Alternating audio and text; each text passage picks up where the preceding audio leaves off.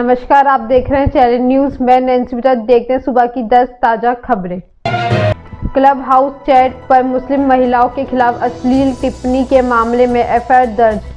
हाल में ही बुली by app के जरिए सोशल मीडिया पर मुस्लिम महिलाओं के खिलाफ नफरत फैलाने का मामला सामने आया था। अब क्लब हाउस नाम के ऐप पर भी मुस्लिम महिलाओं के खिलाफ अश्लील और आपत्तिजनक टिप्पणियां की जा रही है। उसी ऐप पर कुछ एंटी सोशल लोग अपना मानसिक कचरा फैला रहे हैं। इस मामले को लेकर दिल्ली पुलिस की साइबर यूनिट ने मामला दर्ज कर लिया है। दिल्ली पुलिस ने इस मामले में आईपीसी की धारा 153A, 295A, 354A के तहत एफआईआर दर्ज संख्या 12/22 दर्ज की है। इससे पहले दिल्ली महिला आयोग ने यह मामला संज्ञान में आने पर दिल्ली पुलिस से इस संबंध में एफआईआर दर्ज करने की मांग की थी। इजराइल की बड़ी कामयाबी। इजराइल ने मंगलवार को एक बहुत बड़ी कामयाबी हासिल की है। उसकी डिफेंस मिनिस्ट्री के मुताबिक arrow 3 anti ballistic missile system की आखिरी टेस्ट 100% कामयाब रहा। खास बात यह है कि टेस्ट के बारे में तो तमाम डिटेल दी गई है, लेकिन एरो 3 की एडवांस फीचर्स के बारे में कोई जानकारी नहीं दी गई। इनके सीक्रेट रखा गया है। इजरायली एयरफोर्स ने साफ कर दिया कि अगले चंद दिनों में एरो 3 एयरफोर्स को सौंप दिया जाएगा। इस डिफेंस सिस्टम को इजराइल और अमेरिकी डिफेंस एक्सपर्ट्स ने मिलकर तैयार किया है। डिफेंस मिनिस्ट्री में मिसाइल डिफेंस ऑर्गेनाइजेशन के हेड मोशे पैटेल ने कहा है, हमने गजब की कामयाबी हासिल की है। ये इतनी बड़ी है कि हम इसे फौरन अपनी एयरफोर्स को सौंप रहे हैं।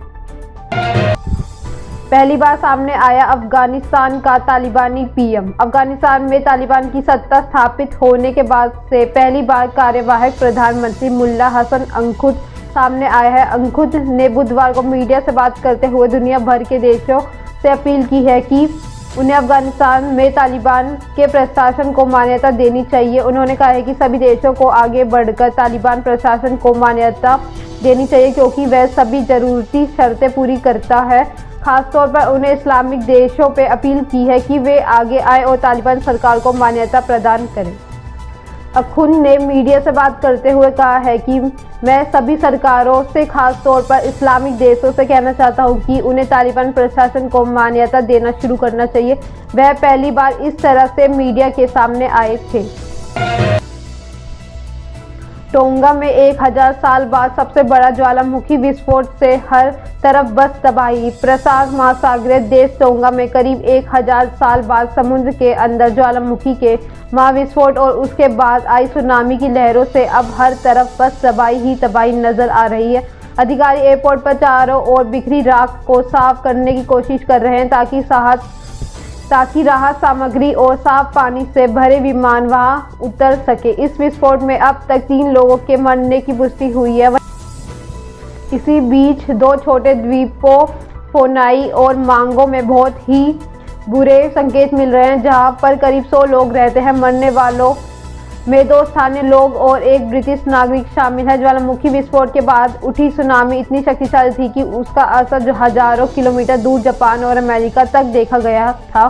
इस सुनामी में अब तक कितनी तबाही हुई है, इसका अभी ठीक पता नहीं चल पाया है।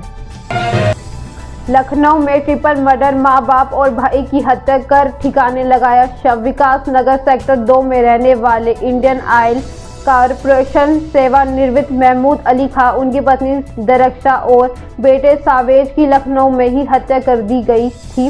तीनों को खाने से पहले नशीला पदार्थ दिया गया था, उसके बाद गला रेत कर मौत के घाट उतार दिया गया। आपको जानकर हैरानी होगी कि ये घटना किसी और ने नहीं बल्कि महमूद अली के दूसरे बेटे ने ही किया था। बक्सी के तालाब पुलिस उसे हिरासत में लेकर पूछताछ कर रही है। आरोपित के कुछ अन्य सहयोगियों से पूछा जारी है। ये घटना एकदम फिल्मी अंदाज में की गई है। सच्चाई पर पर्दा डालने की पूरी कोशिश भी हुई। अमेरिका में आज से 5G की शुरुआत। एयर इंडिया ने रद्द कर दी उड़ानें। अमेरिका में आज से 5G सेवा शुरू हो रही है। इस कारण हजारों उड़ानें के प्रभावित होने की आशंका है। इससे एयर इंडिया की उड़ानें भी प्रभावित हुई है। एयर इंडिया ने दुबई से अमेरिका के विभिन्न एयरपोर्ट पर आने वाली उड़ानों को भी निरस्त कर दिया गया। दरअसल 5G तकनीक के एयरलाइंस की फ्रीक्वेंसी में बाधा आने की आशंका। बता दें, भारत के अभी केवल एयर इंडिया ही अमेरिका के लिए फ्लाइट्स ऑपरेट कर रही है। यूनाइटेड एयरलाइंस ने कहा है कि अमेरिका की सरकार का यह प्लान विमानन सेवा को गंभीर तौर पर प्रभावित करेगा। जेल में गैंगस्टर सुजीत सिन्हा ने साथियों के साथ की दारू पार्टी। झारखंड के गुमला जेल में हाल में ही हैरान कर देने वाली तस्वीरें वायरल हुई थी, जिसमें आजीवन कारावास की सजा काट रहे अपराधी सुजीत सिन्हा जेल में दारू पार्टी की। इस मामले में AIG हामिद अख्तर और गुमला जिला प्रशासन की जांच रिपोर्ट की समीक्षा के बाद जेल IEG मनोज कुमार ने मंडल कारा गुमला के प्रभारी जेलर समेत 4 को निलंबित कर दिया है। अब उनके खिलाफ विभागीय कार्रवाई होगी। गुमला जेल के अनुबंध पर कक्षपाल के पद पर कार्यरत भार कुश लड़का और वॉल्टर केटका का अनुबंध समाप्त कर दिया गया। साथ ही जेल में पार्टी करने वाले कुख्यात अपराधी सुजीत सिन्हा को केंद्रीय कारा दुमका शिफ्ट कर दिया गया।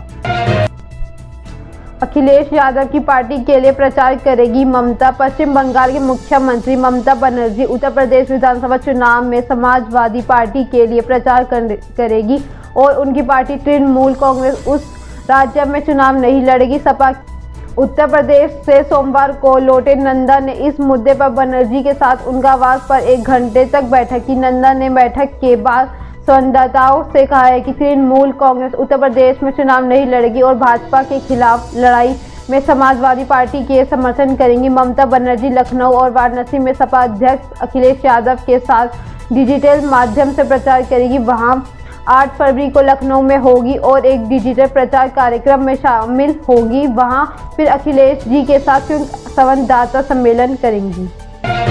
सानिया मिर्जा ने किया संन्यास का ऐलान। भारत के टेनिस सुपरस्टार सानिया मिर्जा ने खेल से संन्यास लेने का ऐलान कर दिया है। ऑस्ट्रेलियन ओपन खेलने पहुंची सानिया मिर्जा का कहना है कि उनका आखिरी सीजन होगा, यानी साल 2022 में सानिया मिर्जा आखिरी बार टेनिस कोर्ट में दिखाई देंगी। ऑस्ट्रेलियन ओपन के मुकाबले में बुधवार को ही सानिया मिर्जा को हार का सामना करना पड़ा था, जिसके बाद उन्होंने ये बयान दिया है। सानिया मिर्जा ने कहा है कि उनकी आखिरी सीजन होगा।